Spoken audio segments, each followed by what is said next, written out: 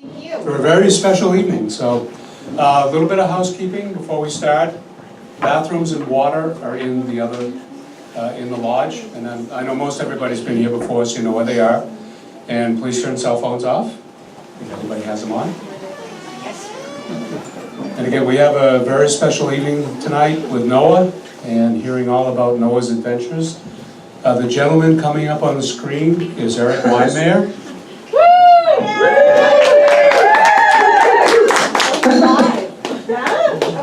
Yes, he's alive. Yeah. So He's barely hanging in there. Erik is Skyping in from Colorado. Erik has been here before. He's a very good friend of ours. Erik runs No Barriers. He's going to talk in a minute about No Barriers and what their programs are. And obviously, it's a big part of the program tonight. And we're looking forward to hearing their stories and what No Barriers does. So for most of you here, I know almost everybody here. I'm Bruce, and my wife Anne Marie in the back. We're the founders of the AOAC. Tonight we are going to have Erik talk. Noah's going to do a talk. We'll have a question and answer period afterwards. We have made some recipes from Nepal. So after they're done talking, we're going to have some food here to try. And Noah is going to critique on me and see how my cooking was the last couple of days. We'll see how it does.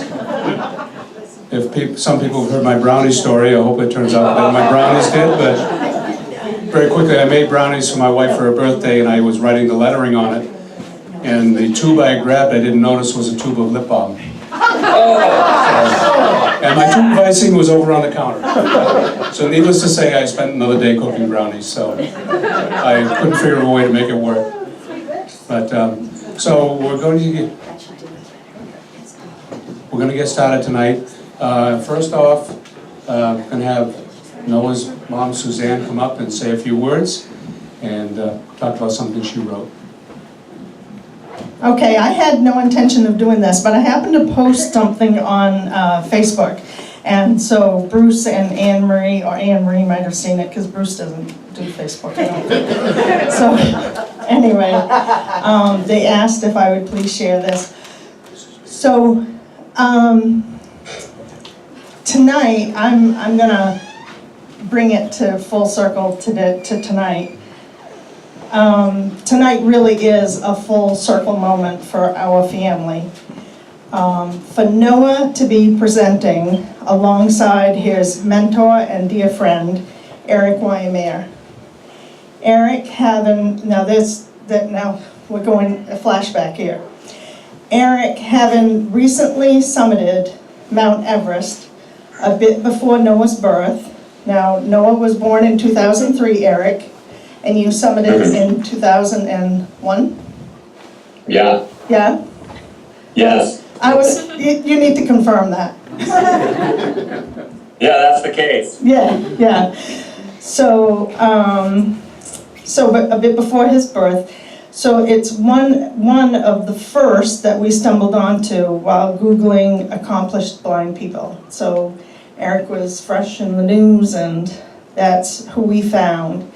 And so it was on the ride home from Boston Children's Hospital, where 8-year-old Noah had 8-month-old Noah. Thank you, Noah.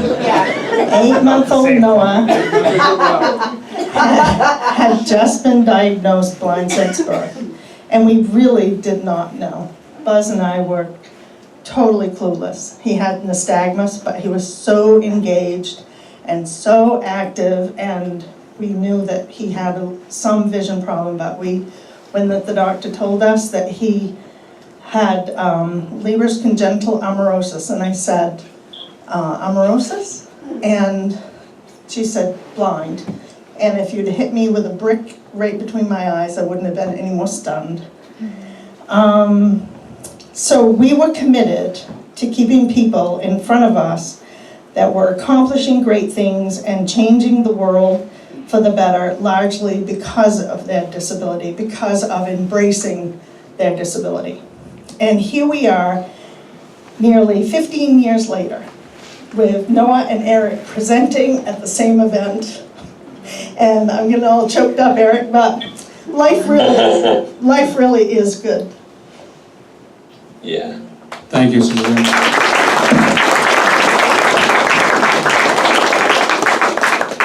So again, now I'm going to turn it over to Erik to talk about his organization, No Barriers, and the wonderful things they do. They're truly a great great organization, and we've had a very long association with them, and Erik is a good friend. So Erik, if you want to go ahead, Nice. and if you want to bring the camera down a little bit, we can always see the top of your head. Perfect. How's that? You got it. The floor is yours, big guy. It's better only to see the top of my head. Suzanne, that was really beautiful, and I remember first meeting you guys. It was so fun to come up to Maine Adaptive and ski with you guys and be a part of the family. I remember thinking what a family it was. It was such kind of cold and windy and miserable up there. That weekend. How tight the bonds are and how warm the community versus how cold the air. So it was really special to ski with you guys, to meet you and Buzz and Noah and Toby and Bruce and Anne-Marie and all the community, to ski some of those black slopes up there. What I think we were calling them the slides of death. I don't know if we could have stopped if we had wanted to, but and then skiing with Noah was a blast. I remember skiing with Jeff as we were there teaching a ski clinic, and we got to ski with Noah. Maybe Bruce, you were guiding, or maybe Buzz, I can't remember, but we got to the back to the lodge, and Noah said, hey, Erik, you know, I heard you were a pretty good skier, but wow, I was kicking your butt the whole time. So I thought, oh, this guy's got some spunk, I like it. And then Noah, you remember you told me about your goals of you wanted to ski the tallest ski resorts in Maine, and you kind of put your fist in your hand and went done, done, and done. And you got it done. I like that a lot. That was very No Barriers of you. I was really impressed by you, and you made a huge impression on me. And so, you know, I definitely loved following your exploits, all the great reports that you give me from your island, and all the cool adventures that you do, like flying around on boats and doing all the crazy stuff you guys do over there. So it's been really fun. And Bruce, I have a story that sort of matches your brownie story. I was once doing the dishes, and I was squirting soap on the dishes and, you know, scrubbing them up, and my wife said, those dishes must be sweet. And I went, what are you talking about? And I tasted the soap, and I realized that I was using syrup instead of soap.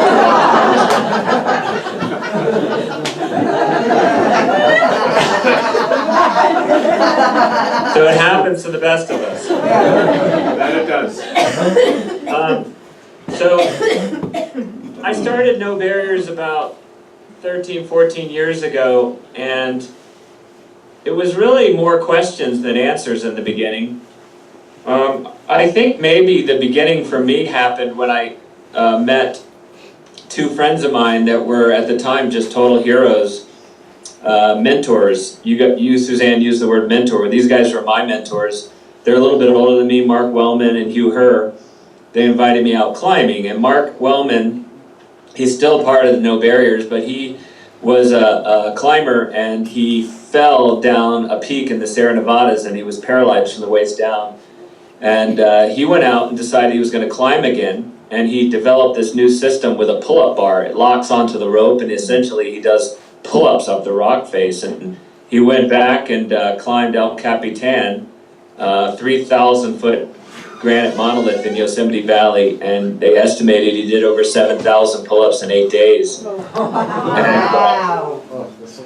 And I was so impressed by Mark, and I was so impressed by Hugh, because Hugh had an equal story, which was that he was a brilliant climber. He lived in Boston, and he was climbing Mount Washington in the winter. You guys know Mount Washington has a fierce reputation. He pushed too hard in a storm. He went down the wrong side of the mountain. His legs froze, they had to be amputated. And that was devastating to Hugh, but he told me that the greatest breakthrough of his life was when he looked down at where his legs were supposed to be, and instead of seeing loss, what he saw was a blank canvas. And he was the painter. And he it wasn't a void, it wasn't a vacuum. It was loss that had begun to sort of transform into the seeds of creation. And I was so impressed by these guys because he went back and he started climbing again, building his own prosthetic legs and feet, and became an extraordinary climber, and now runs the biomechatronics laboratory at MIT, building the most sophisticated prosthetic legs in the world. So I was so blown away getting to climb with those guys. And I wondered what it is in people, right? Like whatever it is inside, right? If you're a spiritual person, maybe you call it the soul. If you're more of a secular person, you call it the human spirit. You maybe just call it a light or a strength or whatever it is that we have inside of us. I wondered how you built it. And if there was a map to building it, if there was some kind of universal way that people who get hurt along the way through life, how they rebuild and move forward in their lives. So that was a big question I had. And we came together and we started building No Barriers, and No Barriers became the answer to that. We think of No Barriers as a map. I really do think of it as a growth map, right? Because we're all on this journey of growth and change and transformation in our lives. And how do you move forward, right? You go to school and you learn all these skill sets and tools and you get educated, but whoever stops and looks at the template of growth, like how do you move through your life, that journey where you're breaking through barriers, you're building great teams, you're kind of creating a vision for your life, you're getting your butt kicked and then you're getting back up and you're using it as fuel to move forward. You're having incredible summits, and then you're using it all to elevate the world around you with the struggles with the gifts that you've earned through your struggles.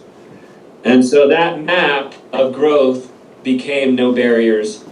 And I think I really got more clear on that map when I started kayaking, because just like in life, when you kayak, there's the map. And when you go through these rapids, if you just kind of take them straight on, you're going to get completely destroyed. So rapids have a map. And in kayaking, they actually call it the line. And if you stay on that line, and it's really complex usually, it's like, okay, you're going to cut in on the right, you're going to angle in, you're going to hit this first wave, you're going to use that to deflect, and it's going to bounce you right, and then you're going to move around this one rock, and you got to squeak right by that, and then you got to cut left again around this hole. So it's a very complex map. And when you stop to understand your environment, you begin to understand that through life is a map. And the other thing that is the same as kayaking is that when you're kayaking, you're riding the energy on the surface. But what you slowly begin to realize is that a lot of the things that are happening to you on the surface are really being created by the energy that's flowing up from the bottom of the river. So to understand a river, you have to dive down and really understand the depths. And I think this No Barriers life is not only an external map, but it's also an internal map, right? It's back to that question I had from Mark and Hugh. How do you grow what you have inside to grow it and commit to it and nurture it and use it to blaze into the world and light your way forward, like a headlamp in a storm, through all the adversities, through that storm, emerge on the other side stronger. So No Barriers is that map, and we work with people who are blind and deaf and have all kinds of physical challenges, but slowly over time we've been now working with people with what we call invisible barriers. A lot of folks with post-traumatic stress disorder, kids in the foster care system, first-generation Americans, veterans who have been hurt and have lost a lot when they come home and are trying to reclaim their lives. So what we're trying to do at No Barriers is to have all that community, even though, you know, there may be differences between someone who's blind and a veteran, let's say, to try to lean in and get stronger as a community and together try to break through the barriers that exist for all of us and be a stronger community as a result. And so I think in a way, whether you're blind or not, we're all in the No Barriers Club. And so I encourage everybody to join us. We have events all over the country. We have programs in beautiful natural places all over the country.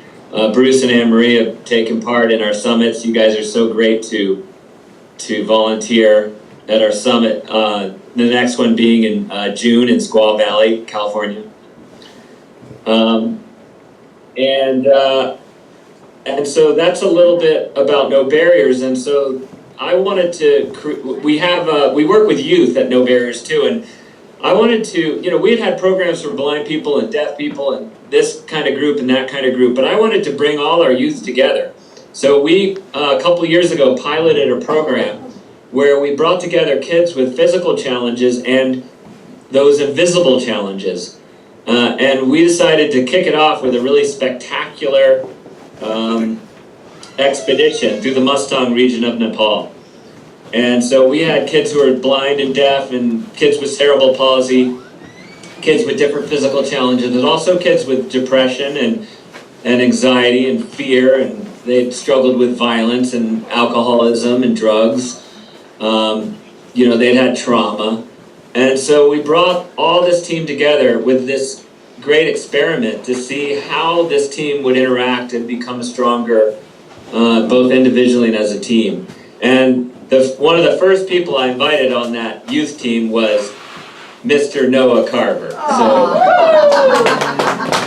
I thought he would be perfect for that adventure. And I know you're a really adventuresome soul, traveling all over the world doing crazy things. So I said, we started conspiring about how to get you on the team, and I'm so glad that you were a part of it. Well, I hope I lived up to your expectations. You certainly did, and we had some fun on that trip, and I don't want to steal your thunder because I want you to talk all about the trip. I'll just tell one quick story because one of the cool parts about the Nepal trip for me was that it was also led by myself, being blind, Mandy Harvey, who's deaf, Gretchen Evans, Command Sergeant Major Gretchen Evans, who's deaf, and Bill Barkley, who is deaf and blind. So, who would trust their kids?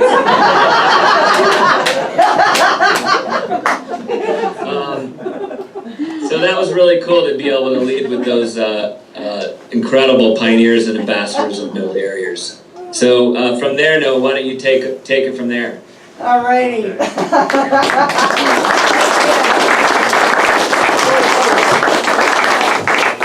Thank you very much, Erik.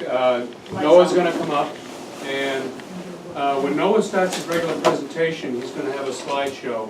So we're going to lose Erik on the Skyping, but he'll be listening in. So when they're done talking, if there's any questions or answers to ask Erik and Noah, we'll do it then, and then we'll proceed with Noah's regular pattern. Well, hello. Watch too close. All right. Cool. There's no room for all of us behind you, but. You'll call me and so I can listen in. Sounds good. So, All right, thank you. hold on, Erik. Thank you, Erik. Thank you. So, Bye. I don't want to hang up on him, am I supposed to? No. Yes, yes. You can take it. All right, do you guys want anything to talk about between each other? No? No, well, that put an end to that. I guess it did. All right. All right, All right, give me just a minute, Noah. all righty. Okay. You might need to turn down the mic a tiny bit so it doesn't feedback. Okay, just a minute, let me get into my. Second note from the left, on the bottom row. Can you hear okay? All righty.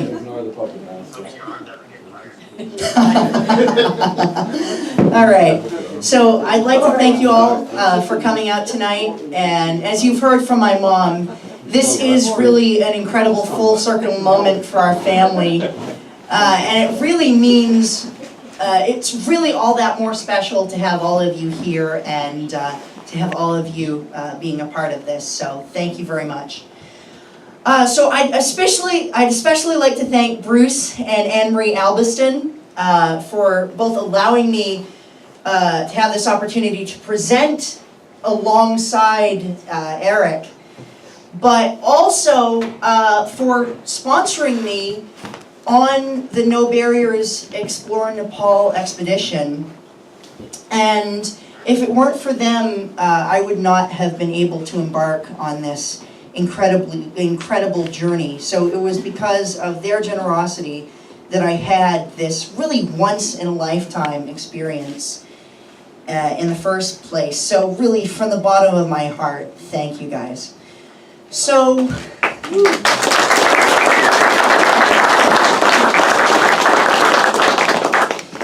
I have been asked, as you have probably figured out by now, to talk about my really wonderful trip to Nepal with No Barriers Youth. And more importantly, talk about how the lessons that I have learned from it have impacted me in really meaningful, life-changing ways. So one of the biggest lessons I've learned and taken away from the trip are what they call the No Barriers life elements. And these seven tenets, geez, I'm giving myself tongue twisters, they give you clear, achievable steps and guidelines on living the No Barriers life. And they are vision, reach, pioneer, rope team, alchemy, summits, and elevate. And together, these make up the building blocks of a No Barriers life. And I'd like to refer to some of these elements in talking about my trip to Nepal. I'd like to tell a bit of how they taught me, what they taught me along the way on the trip. And I'd like to talk about how they impact me, how they continue to impact me today.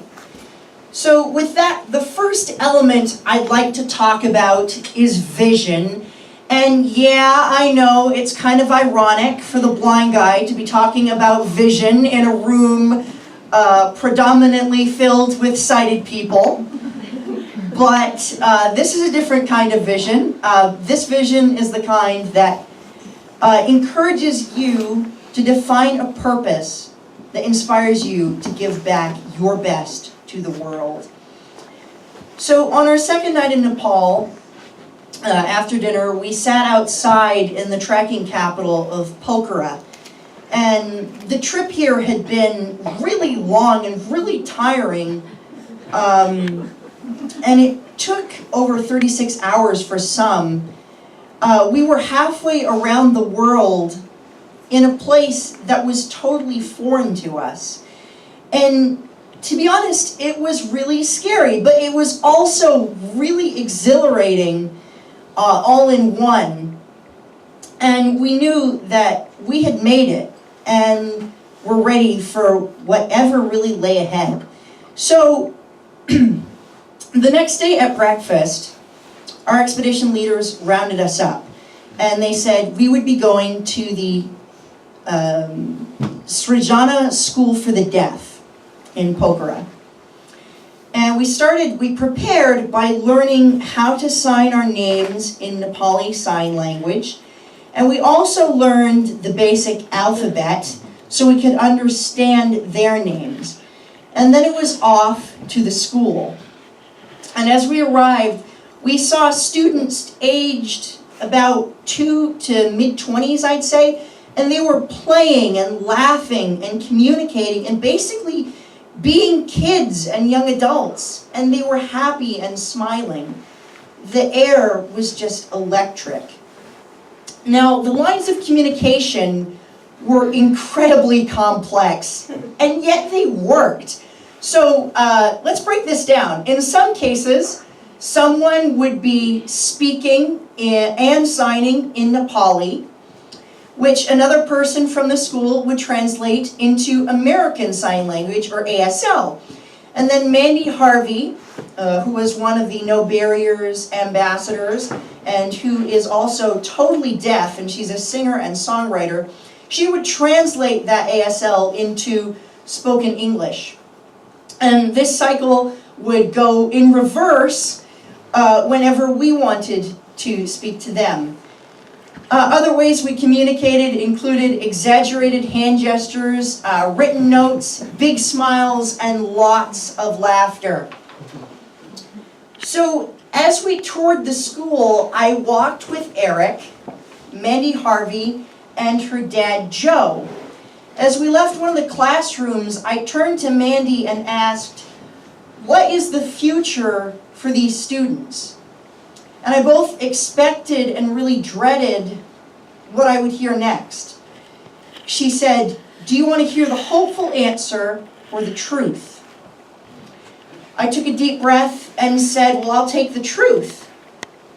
And Mandy continued and said, "Well, the hopeful answer is that they will find some sort of job in a local shop, or will find some other legal way of making ends meet.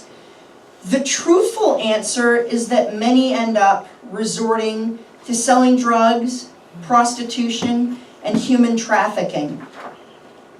And this hit me like a ton of bricks. It was in the halls of that school that I realized how incredibly lucky I am to have different opportunities. And yet I also felt a sense of deep connection to these students and the people who were working to make sure they got an education. They had vision. Everyone in that school had vision. Their collective purpose was to create a better future for the deaf children of Nepal, and through their school, they were making a difference, even against great odds. Their vision, their purpose, which inspired them to give their best, is the epitome, in my opinion, of the No Barriers spirit. Now, I would like to say that the future for deaf people in Nepal is not all doom and gloom. On our way back from trekking through the Mustang region, we stopped into Kathmandu, and one of the places we went was a restaurant where all the wait staff were deaf. So it was really incredible to see, and we were talking to them by signing. Mandy and Caitlin, one of the expedition leaders, was really helping us out, helping us communicate with them. So it is really fantastic. So there are opportunities that are springing up. So it is not all doom and gloom. So as we began our actual trek, the next No Barriers element that really immediately came into practice was rope team. And rope team is defined as collaborating and connecting with others to build strong communities. Each person on the Exploring Nepal expedition had a diverse set of challenges, as Erik quite eloquently put it. And we all had to learn as a team how to best help each other to experience all that Nepal had to offer. So as we hiked up the mountains and through the villages, taking in the sights, the smells, the culture, the language, and the food, we also learned to work together as a group, and we quickly got to know each other.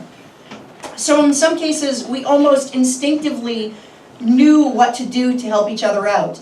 And a great example of this is one of the No Barriers youth who went on the expedition, Michael O'Hearn.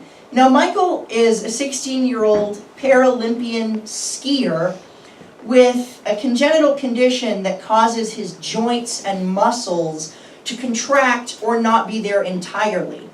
and he needed help getting his hiking boots back on a couple times after leaving some temples in the villages that we visited.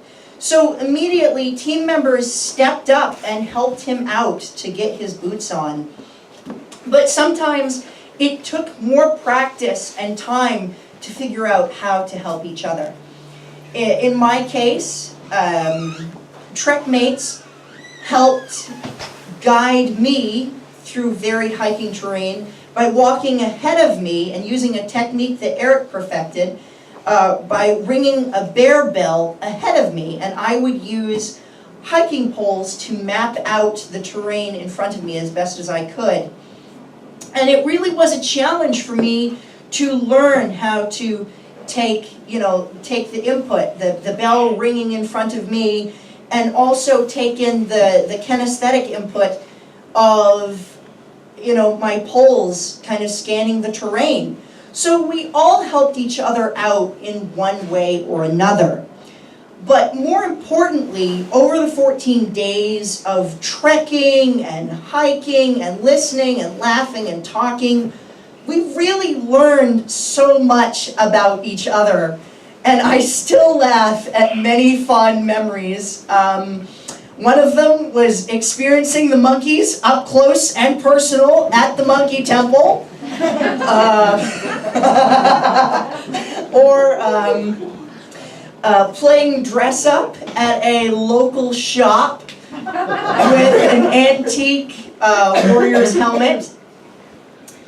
And I still also hear and feel the emotion behind the really intimate alchemy stone stories that we shared with each other in the evenings after dinner in confidence about the struggles that we had endured back home.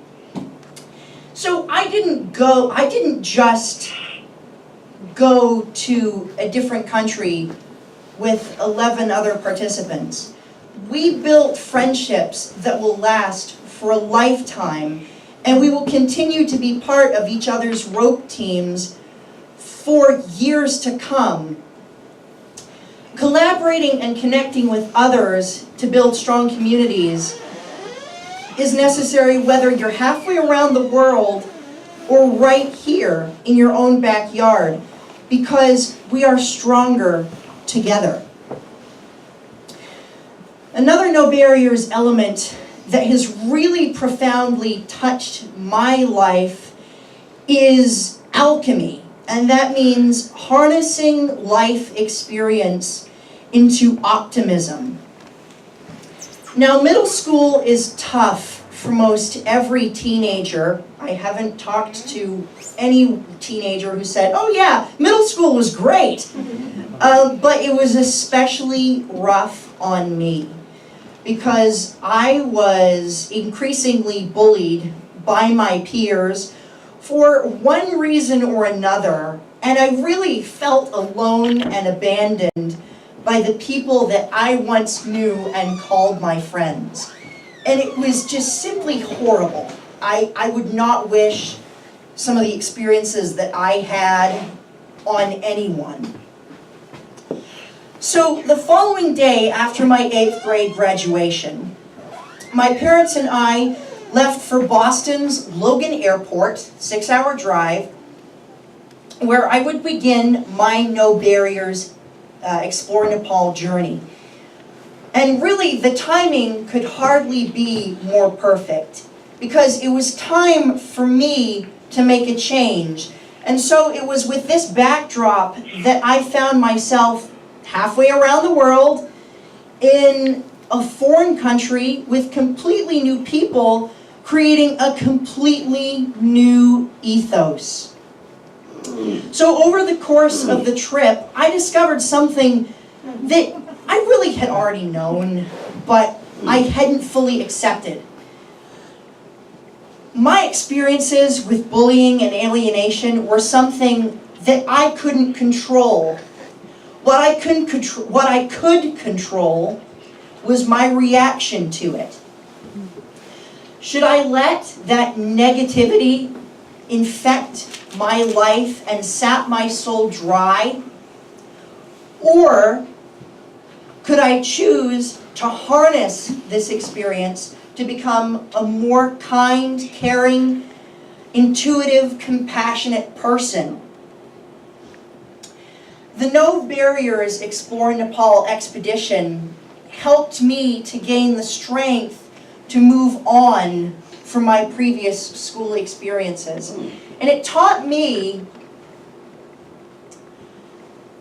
that in order to find new people and make new realities for myself, I have to harness the old reality into optimism in order to create a new life experience. Not to pretend it didn't happen, but rather not to dwell on it negatively so that it saps my power.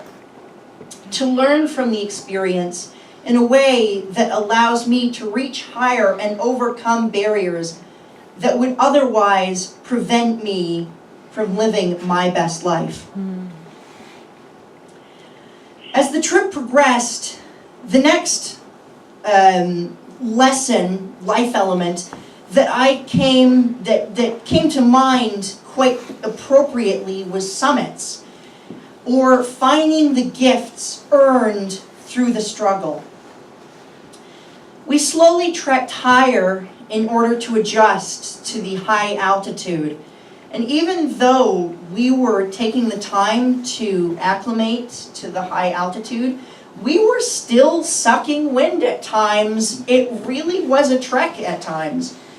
So halfway through the trip, we thankfully had the option of riding horses above the village of Kagbeni, which is over 9,000 feet high. And as we traveled, we marveled at the scenery and just the beauty of the landscape we were in. In some cases, the terrain dropped steeply on a side of the trail so that we could see the villages looking so small far below. The people I were with described the sights to me and Erik, and it was truly amazing. The air was crisp and clean, if mountain dust, with bits of mountain dust mixed in. And it was just a fantastic place. Himalayan mountains towered above us as we reached Muktanath. Now at 3,710 meters, or 12,172 feet, Muktanath is one of the most sacred places in the world for Hindus and Buddhists. As we crested what felt like a mountain of never-ending steps, if you look on the picture, that's me in the orange jacket all the way down below. We were met by the sound of rushing water, and this came from the 108 fountains shaped in the form of bullheads, and they were in the walls throughout the complex. A few team members actually ran under many of them, but I decided I would just be a chicken and duck my head in just briefly, and man, it was cold. The number 108 is sacred in Nepal. It has special symbolic meaning. It has ties to the lunar calendar, and it also has some really mysterious religious underpinnings. Tibetan prayer beads feature 108 stones, and the largest stupa in Kathmandu is decorated with 108 images of Buddha. So after exploring the fountains, we went to a monastery nearby where some nuns performed a kind of sacred prayer, and I actually recorded it with a recorder I had brought along, and I'd like to play just a little segment of that for you now.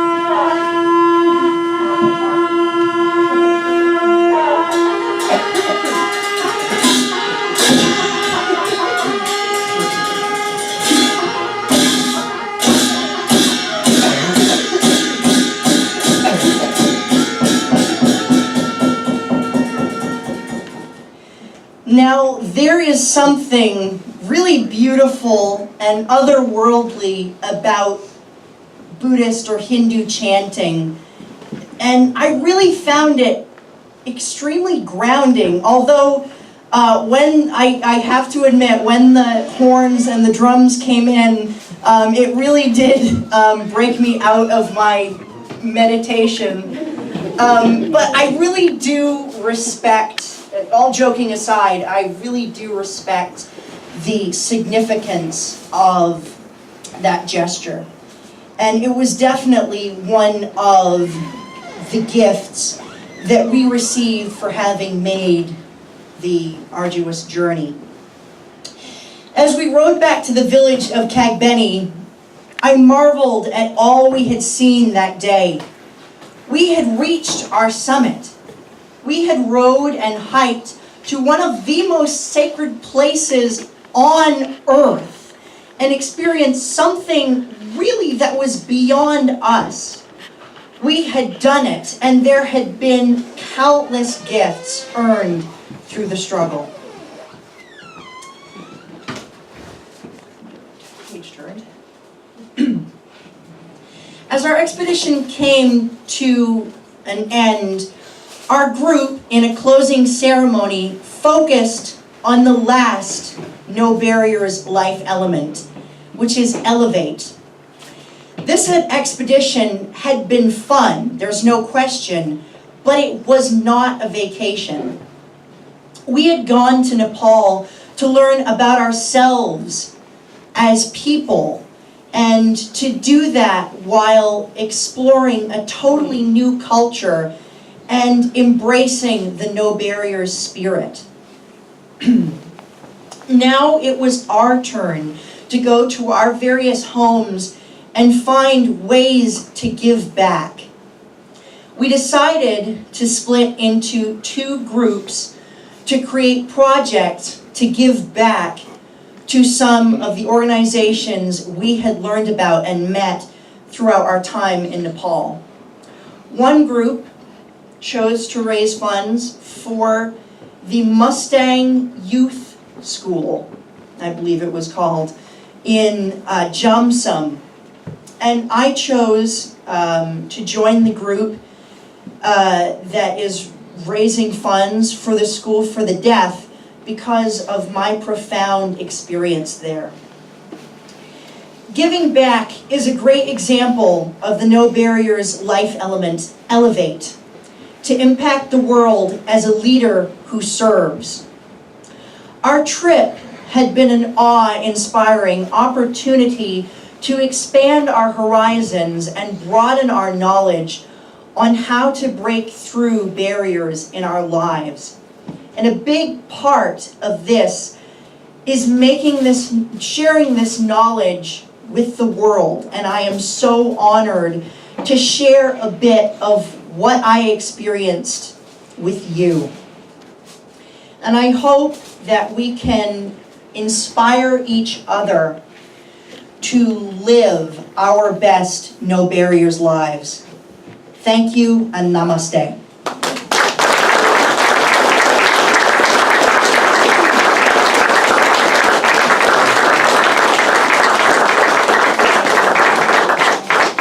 Thank you very much, Noah. That was incredible.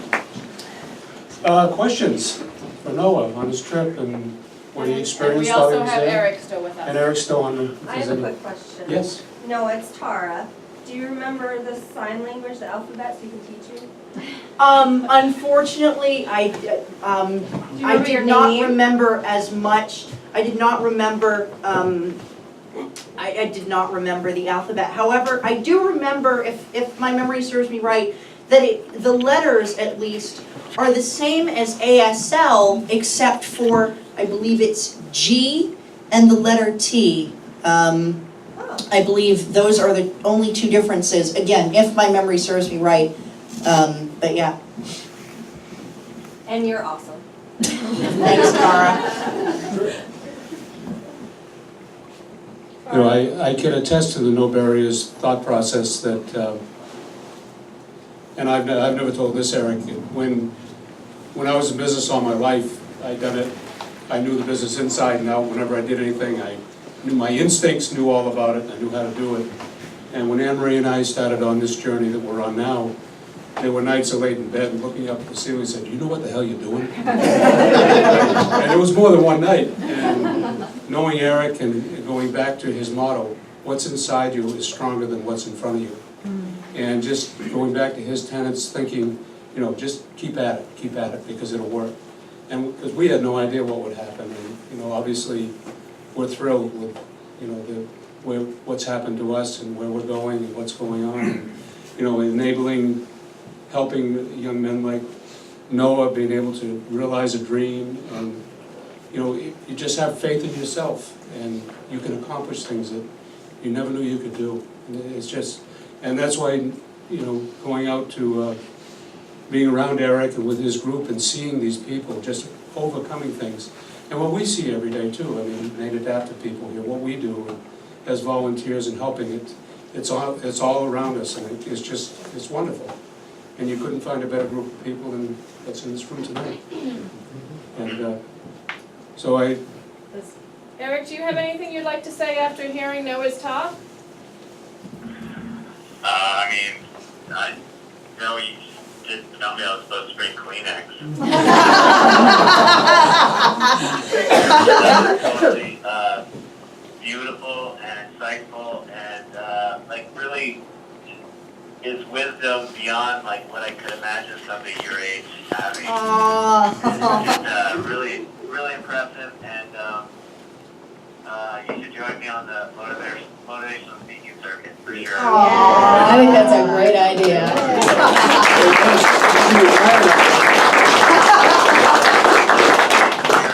And you've grown so much, and that presentation just summed it up and was so incredibly articulate. So, man, I'm so glad I could listen to it, and I hope you guys recorded it. I don't know if you did, but I mean, I want to listen to that talk a few more times. You can. Well, we It's got all it been on videotaped. camcorder. We got it on camcorder. Great. Any questions for Erik? Barb? I'm curious as to why Nepal was chosen. Erik, the question from Barb is, why was Nepal chosen? Well, you can't, you know, disconnect your love and emotions from your work, so I wanted to go someplace really exotic and big to really kick off this mixed ability youth expedition. And I couldn't think of a better place to go than Nepal. I mean, I've been there so many times climbing. I knew the country. I knew how exotic and how interesting culturally it was, and how friendly and safe it is, and how spectacular the scenery and the culture are. What we were trekking through was the Mustang, which was this ancient corridor between Tibet, the plateau of Tibet, and all the way down through Nepal, all the way to India. And it's like not that many ways through the Himalayas. This is one way that people have been horseback riding and trekking for thousands of years to go from India to Tibet and back again. And you go along the river and you're down in a gorge with huge mountains, 26,000-foot peaks on both sides of you. It's the deepest gorge in the world. Imagine being at like 8,000 feet and having 26,000-foot peaks above you on both sides. So I couldn't think of any place more spectacular. yeah, but you also have another very special tie to Nepal too, Erik. Yeah, exactly. My son Arjun is Nepali American, and we brought him home when he was 5, and so he got to come back to Nepal as well with the team and hang out with Noah and the rest of the group and experience Nepal. We had been back once before, but it was cool for him to go back at 16 and experience it all again. And my daughter Emma joined us as well. She was a senior, so she was heading off to college. So it was really nice to get to hang out with my own kids too. Any other questions for Erik? All right. And I have one other thing to mention is, wonderful young men like this don't just happen. And there's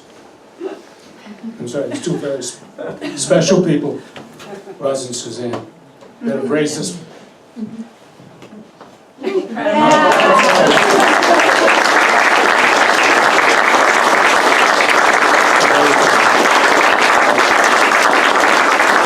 Well, yeah, thank you, Mom and Dad, but also, I mean, just also thank you to people like Bruce and Anne Marie that we were so lucky to cross paths with, because really, just you guys have taught me so much about skiing and life, and just, it's been so awesome to know you guys, and I just thank you so much, and I'm thank the lucky stars that our paths crossed. Well, you've also had a tremendous amount of support in this room. You know, this is a team effort, and a lot of people here have had a lot to do with the growth of what you've done, so thank you very much, everybody. We have, for your Epicurean delight, we have some dal bhat, which is lentils and spices on rice, which is a national dish in Nepal, takiri, which is a vegetable dish and spices, and also a small tea cake. And they're set up on the back table, so enjoy that. But before we do that, I would like to, I'd like to just lead us all in singing Happy Birthday to one Anne Marie Allison. Happy birthday to you. Happy birthday to you. Happy birthday, dear Anne Marie. Happy birthday to you. Bon appetit!